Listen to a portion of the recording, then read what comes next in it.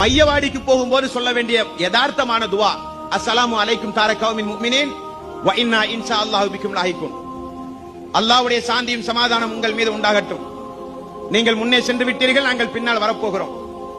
பொதுவான துவா, யா அல்லாஹ், அடங்கிய மக்கள், மரணித்து போன மக்கள், உனக்கு இணை துணைகளை வைக்காமல் உன்னை அஞ்சி அவர்கள் வாழ்ந்திருந்தால் எங்களுடைய துவாவை ஏற்றுக்கொண்டு அவர்களுக்கு நீ கிருபை செய்வாயாக என்று பொதுவான துவா எல்லாத்துக்கும் செய்யலாம்.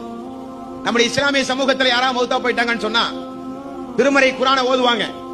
3, 7, 40 வருடம் என்றெல்லாம் பல சடங்கு சம்பிரதாயங்களை செய்து முழு குர்ஆனையும் ஓதி இப்படி நாம ஓதுறதுனால அவருக்கு நன்மை கிடைக்கும்னு ஒரு தப்பான ஒரு சிந்தனையில் நம்முடைய இஸ்லாமிய சமூகம் இருக்குது. அதுக்கெல்லாம் கூலி கிடைக்காதுங்க. நபிகள் நாயகம் ஸல்லல்லாஹு அலைஹி வஸல்லம் சொன்னாங்க, ஒரு மனிதன் மரணித்து விட்டால் அவனை உறவினர்கள் எல்லாம் தூக்கிச் செல்கிறீர்கள். அவரை கொண்டு போய் அடக்கி விட்டால் அத்தோடு நீங்கள் அவனை விட்டும் பிரிந்து விடுகிறீர்கள். ஆனால் அந்த மனிதனை விட்டும் பிரியாதது எது தெரியுமா? நபிகள் நாயகம் ஸல்லல்லாஹு அலைஹி வஸல்லம் அவர்கள் சொன்னார்கள், அந்த மனிதன் சாலிகான பிள்ளைகளை பெற்றெடுத்திருந்தால் அந்த பிள்ளைகள் செய்கிற ஒட்டுமொத்த இபாதத்திலும் பெற்றோர்களுக்கு பங்குண்டு.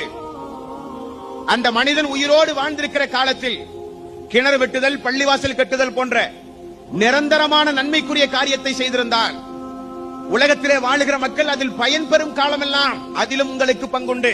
நாயகம் ஸல்லல்லாஹு அலைஹி வஸல்லம் அவர்கள் சொன்னார்கள், மரணித்து போன நபர்களுக்கு நாம தொழுதா அந்த கூலி அவர்களுக்கு கிடைக்காது, நாம நோன்பு வச்சா அந்த கூலி அவர்களுக்கு கிடைக்காது, நாம தர்மம் செஞ்சா அந்த கூலி அவர்களுக்கு கிடைக்காது.